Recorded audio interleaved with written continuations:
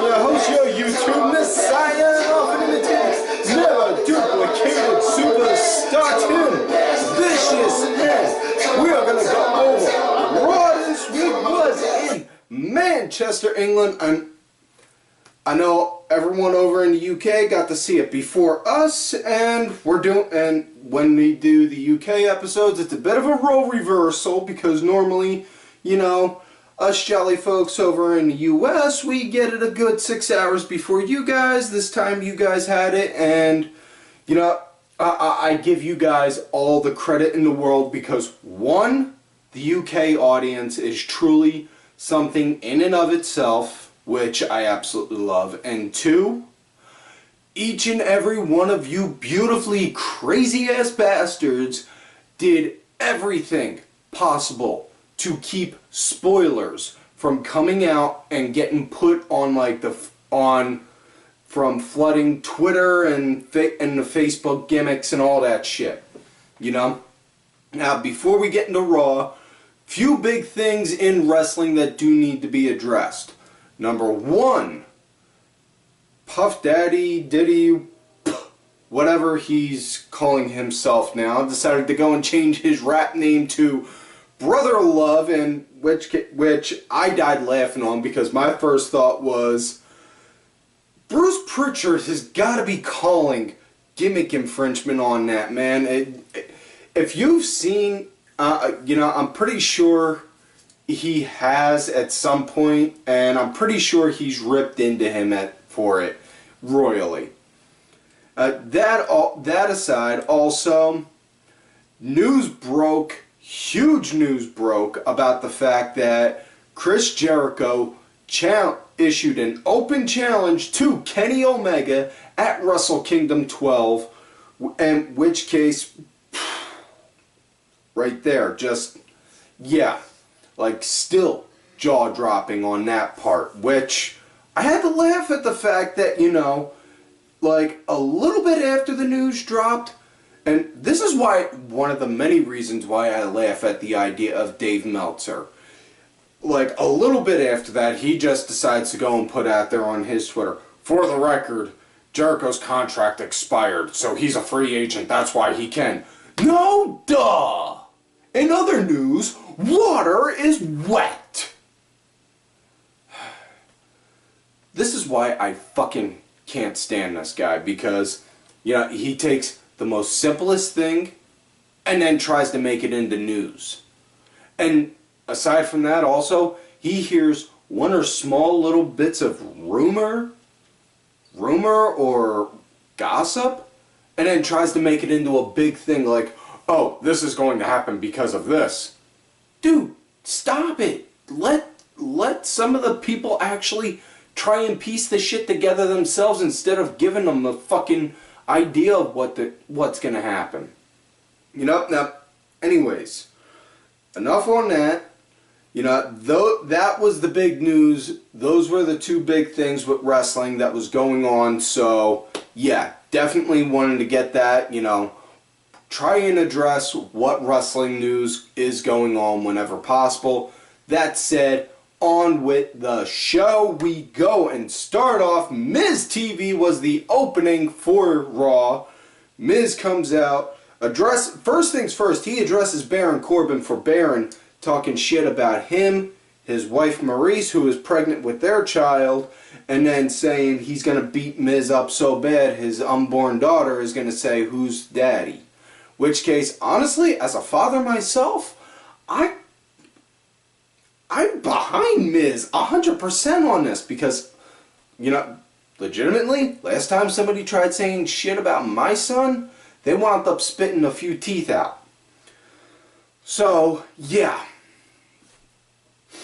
I can only imagine on how Miz is, you know. But either way, he dresses Corbin and then pulls out Kurt Angle. Kurt comes out, dresses with Kurt about on how, you know, Raw has been attacked by SmackDown, on how he got put into a do or die situation being forced to captain Team Raw, as well as on how, you know, saying that he used his power to get into the tag match at TLC. So, yeah. So, he did all that, worked them up, and then talked about on how Braun Strowman came back last week. Like, literally, it was like, like a, you know, I hate using this, kind of weird using this comparison, and I don't do it in a comical way considering Miz does the movie star gimmick, but it was literally like a monster movie where Braun just right out of nowhere rose, and then came out and proceeded to beat the shit out of everyone. I talked about it last week's episode. Check that out when you can.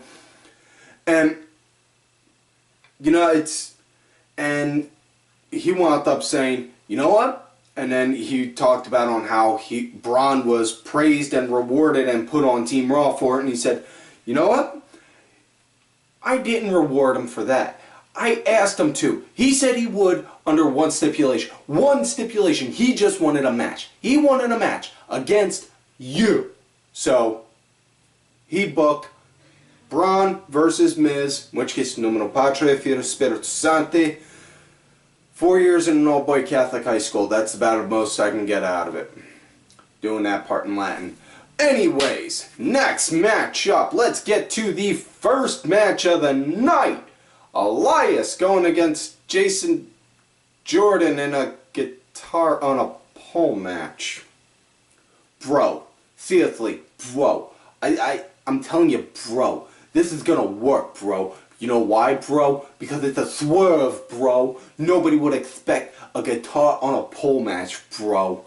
It's amazing, bro. I'm telling you, bro, it's perfect. You know how I know, bro? I created the Attitude Era, bro.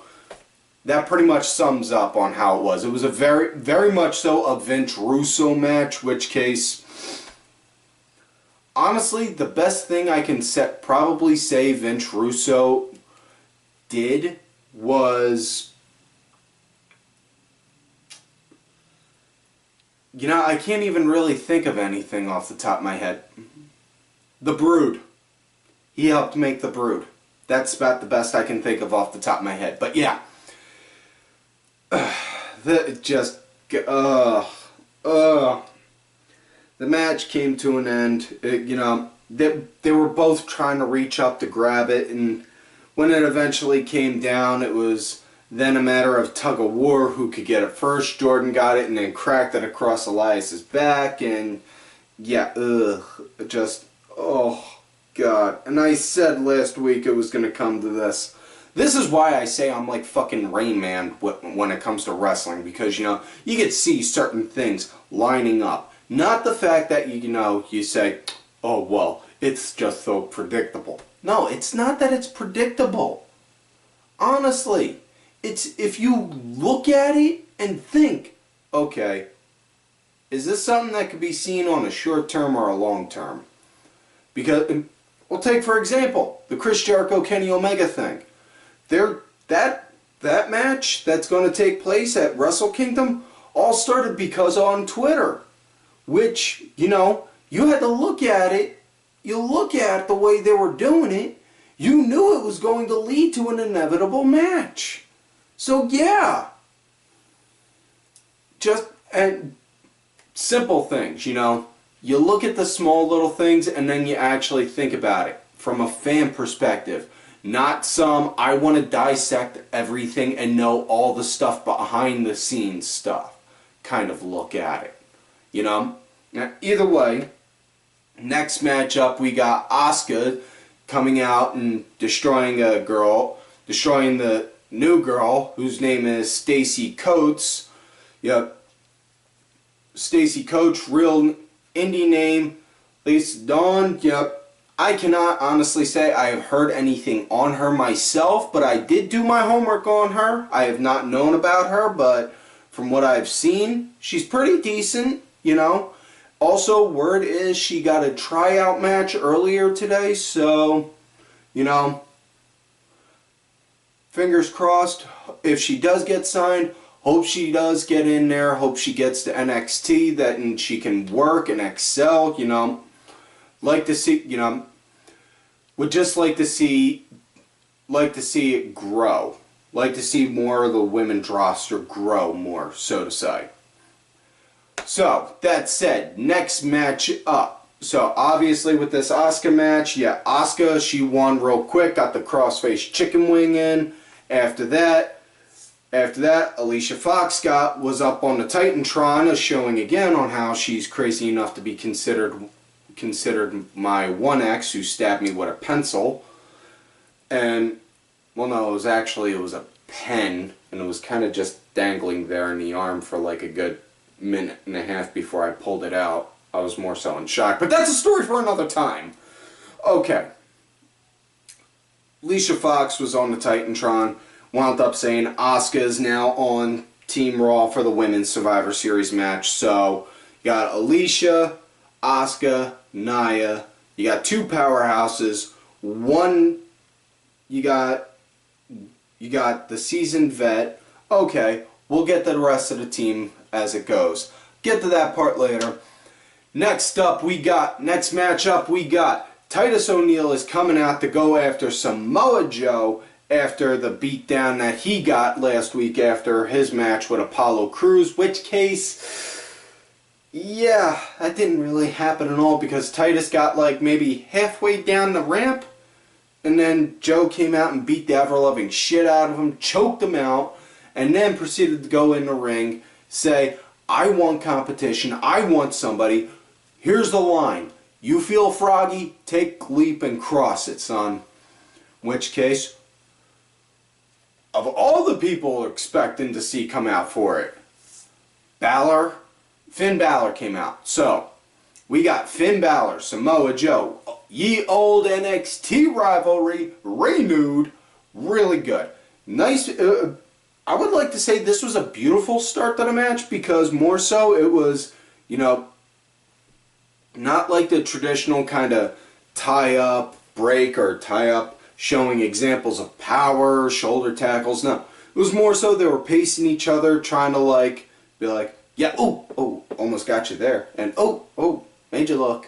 You know, kind of like that, to where eventually then Joe just sat in the corner like, alright, come on, are we going to do this? And then they got into business. Really like this match, really nice, really gritty. Well, I wouldn't say gritty, poor choice of words on my part, sorry. But it was nice, it was good aggressive, you know, good aggressive work. Joe playing the power game, he was controlling most of this match. You know, Finn got his points in too, so not saying it was one-sided, but Finn did his good match. Finn got his shots in, he did phenomenal with it.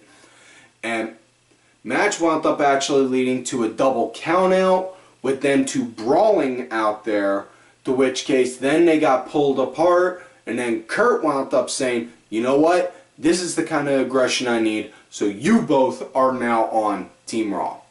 In which case, so now it's Kurt, Braun Strowman, Joe, Balor, and the last person to be on Team Raw. They did the promo later on in the show, but Jason Jordan. Honestly, I feel like seeing this, it's like their last ditch attempt to try and like see, okay, this kid is good. You know, the kid's good. He's a hell of an athlete. He can work, but he's just not getting something that works for him. I don't know, you know, I don't know any other way to really put it other than that. It's like he just doesn't have that gimmick, so to say, that's like makes everyone say, oh wow, hey, Jason Jordan, that's what I want to see, you know. But so yeah, anyways, next matchup after the Samoa Joe Balor one, we had women's tag action. Nia Jax and Alicia Fox going against Sasha and Bayley, which case, honestly, the crowd liked seeing the crowd doing the, hey, it's Bayley, oh, I wanna know, will you be my girl chant, you know, it's like, yeah, it's just something nice to see, you know. And not only that, I'm not sure if it was downplayed for the TV. You know, I avoided spoilers like the bubonic plague all day. But the crowd seemed to almost kind of dead up until this point. I don't know. If I'm wrong, if anyone from the UK saw it earlier in the day, before, you know, the US guys, before us Yanks did, by all means, feel free to hit me up on my Twitter at Tim Vicious or leave me a comment down below. Anyways, as far as the match goes, you know, Nia and Foxy going against Banks and Bayley. Yep. Yeah, Nia, she did good with the power, playing with the power game right off bat, hitting Sasha, and then doing a quick tag to get Fox, working the grounding game. It was nice to see because Sasha, she was the team punching bag before the break, and it was a nice little bit of time before they went into commercial. And then they went into commercial, and when they came back, that's when Bayley was the team punching bag. And yeah, she got her good work in. Sasha wound up eventually getting a hot tag. She got tagged in, started clearing house. They wound up getting Nia out of the ring. Sasha got the win by putting a bank statement on Fox, which case, I don't know. This is just me, you know. But personally, if you're going to do a submission, you know, don't tap out the very second it's locked in. No. That, to me personally, that makes the wrestling character, that makes the wrestler look weak. Like they have zero pain tolerance. Whereas if, you know, you got it in for a minute and you're like, ah, God, like you're clawing, trying to find a way to get out, and you're just like, I don't know what to do from here. Ah, okay, yeah. Then, yeah, do it. I think that honestly, that works a lot better for a wrestler doing that. But, yeah, and I say that because Fox wound up tapping the very second it got locked in. Didn't like that part, and they didn't even do nothing to play to it, saying, oh, well, she just did a quick tap to save herself for Survivor Series. Which case, you know, if she played it like that, that would have sold it beautifully. You know? But the fact that they didn't just... Ugh. Anyways, Foxy's outside the ring, breathing heavy into the mic, and just winds up saying, Sasha, I need you, and then we get soft dim lights, and Barry White, sorry, confusing fantasy with reality again. Anyways, Alicia wound up saying to Sasha, I need you on Team Raw, so now we got for Women's Raw, Alicia Fox, Nia Jax, Asuka, Sasha Banks, and Bayley's just sitting there in the ring like, guys, what the fuck? Which case, chances are they're going to give her the shot, they're going to give her a qualifying match next week, which case, yeah, that's kind of an obvious given, but, you know, think of it like this. You know, everyone always says, oh, well, alright, you know, yeah, honestly, I lost my train of thought on that. I'm sorry. Fuck that part up. Okay, either way. Next up, Braun versus Miz, and man, this was beautiful. Miz played this beautifully, like he was scared to come out and all. Like, instead of coming out showboating like, hey, I'm the Intercontinental Champ. No, he was like, no.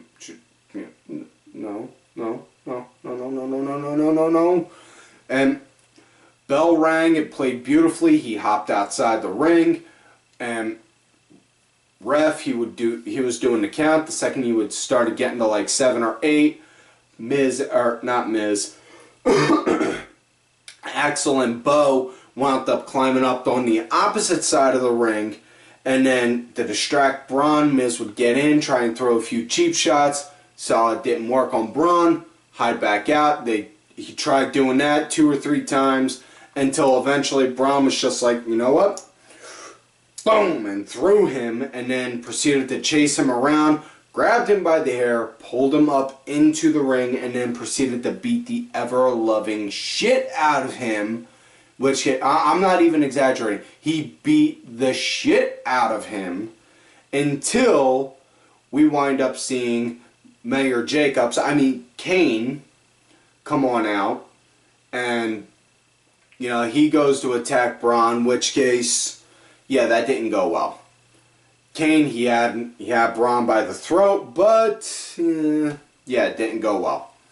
He wound up getting out of it, power slammed Kane. Kane stood up, but that was about it. And everyone's gonna say on this idea, oh well, why the hell did they bring Kane back? Nobody cares. This, that, and the other. Dude, no. Shut up for a minute. One, Kane, hands down, probably one of my favorite characters I've ever seen in my entire life. Okay? Two, not only that, we all know Kane is meant to be, is here for, not for the paycheck. Kane's here to help make Braun look more like, help that. Get my damn words right. Help build Braun to make him look more like a monster, because Braun already took out Big Show. What other giants are there left in there for him? Because I don't see anyone trying to force feed Great Khali to him. Anyways, after that, next matchup, we got Enzo coming out, which case he started talking, which made my ears bleed. Thank God Kalisto came out and shut him up. Kalisto sat ringside, and Kurt Angle introduced Enzo's opponent.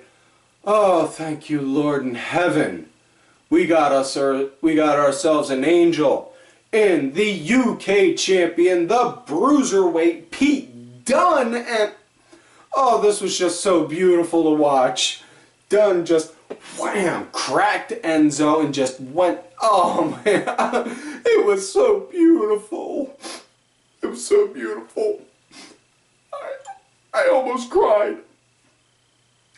But yeah, Pete Dunne just straight out was pure aggression on him. It was like seeing somebody like, hey, go teach him on how to actually work in the ring.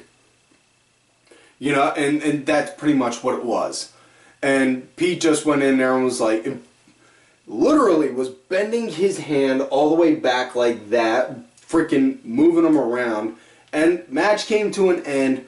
Enzo tried doing a quick pin with his feet up on the ropes. Kalisto, who was ringside, wound up doing, hey, ref, look. Saw it, and then Enzo started yelling, yeah, snitches get stitches, snitches get stitches. And then eventually Dunne just wham! Rams a forearm right into him, and then winds up giving him the bitter end. 1, 2, 3. That was it. In which case, proof that there is a God. Not only did we get Pete Dunne on Raw, but Pete Dunne shut Enzo up. Lord, I don't know what we did to deserve this, but thank you. Anyways, next up, main event of the night. Sheamus, Cesaro doing a tag team title rematch against Seth and Dean for their coveted tag team titles. And Seth and Dean, they started out real nice, real fast, playing to the speed game, trying to stop Sheamus and Cesaro since they're the powerhouses. Which case, liked seeing that, considering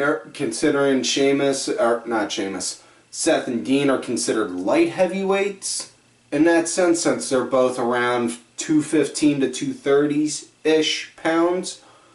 And, but yeah, it was nice seeing them. When they cut the break, they come back, see Sheamus and Cesaro playing their power game. And great storytelling all around, nice physicality, nice bit of action, good amount of near falls. Freaking popped when they wound up doing the Doomsday Device. I've always been a fan of the Road Warriors. And I say Road Warriors, not Legion of Doom, the Road Warriors, because they were my favorite tag team of all time. You'll never get me to think otherwise. There was no other greater tag team than them. But anyways, digressing. As the match went on, just as it looked like Seth and Dean were about to get the win, next thing you know, oh, man, check! Master! New Day winds up coming out. They're coming out through the crowd, cutting a promo, talking about on how they beat up SmackDown, all this, that, and the other, and on how nobody's doing anything. And they cut the backstage and see Kurt rallying the troops, which case I couldn't help but laugh because of all people at the front of the line, first line of defense, Kurt Hawkins? Really? Kurt Hawkins. Okay, look, I give respect to anyone who steps foot in the ring to entertain me, but in all honesty, if you can have a bad match with AJ Styles at PWG, no, dude, reevaluate your in-ring skills right then and there. That's my thing. Okay, I got that out of the air now. Anyways, the entire Raw locker room comes out. They circle the ring. They're getting ready to climb over the barricade, and New Day's like, you know what? Let's get on out of here. And they leave. And as they leave, next thing you know, Sheamus, boom! Hits a bro kick right to Seth out of nowhere. 1, 2, 3. That was it. They get the surprise win right out of nowhere. So, now, according to the books, we are going to have Sheamus and Cesaro going against the Usos at Survivor Series. However, there's nothing saying that, you know, they may not do the old Vince Russo swerve thing and have the titles change hands next week. Which case, if you do, how much you want to bet, all the little smarky McSmarkertons will say, oh, well, now they're just playing hot potato with the titles. Dude, they've been playing hot potato with the titles for forever. You guys get pissy when the titles are on someone for too long, and you get pissy when the titles bounce around like crazy. Pick a damn spot where you're happy, and be happy. Anyways, so yeah, that was it. And that is it for this week's show, folks. So, do not forget to like the video, subscribe to the channel, go back, watch some of the other episodes. Make sure y'all look for me on Twitter at TimVicious. Also, check out my other account, Tim_Vicious. Also, make sure you look for the information down below for the Dad Show, Lifestyle Podcast, Storytelling Podcast, whatever kind of podcast you really see it as. New episodes will be coming out soon. It's a matter of when, not if. Also, I am on that Facebook gimmick, Tim Ash. Folks, make sure you also check out all of these cool-ass cats right here on Twitter. Axel Mulligan, make sure y'all check out Axel's newest project, Wrestling Review, where they talk about British and European wrestling. Kenny Killer, my two co-hosts for The Dad Show. I am Danny Sunday, and my executive producer for this show, Oliver Ben. Make sure y'all check out his music from iTunes, Spotify, and such. Details are down below. Also, hit the man up for one of these shirts. Show him some love and appreciation. Cranky Asshole, Aaron_Deborah, as well as Dazzy MWP. And folks, like I always tell y'all, you love me great, you hate me. Fuck you.